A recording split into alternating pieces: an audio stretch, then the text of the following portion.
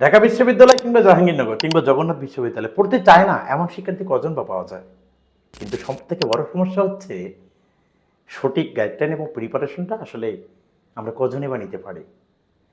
জাহাঙ্গীরনগর বিশ্ববিদ্যালয়ে এবার একটা প্রশ্ন এসেছিল, নিচের কোনটি অলুক দ্বন্দ্ব সমাস?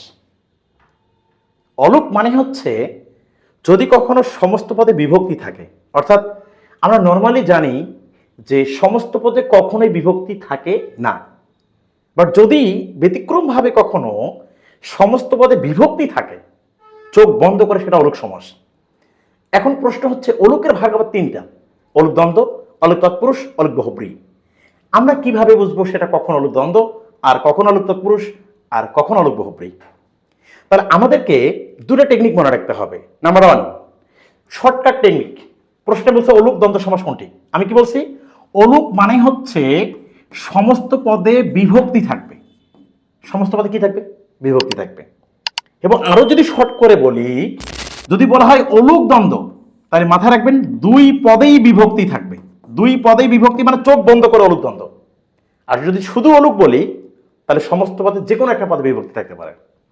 এখন এখানে দেখেন নদ নদী বিভক্তি নাই, নদী নালা বিভক্তি নাই, বন জঙ্গল বিভক্তি নাই। বনে জঙ্গলে এই যে দেখেন, বনে এ আছে, জঙ্গলে এ আছে, বিভক্তি আছে। রাইট অ্যান্সার কি? খ। তবে যদি প্রশ্ন এমন হইতো অপশনে এরকম চারটা বিভক্তি যুক্ত আছে, সেক্ষেত্রে আমরা খেয়াল করব কোন পদের অর্থটা প্রদান হচ্ছে।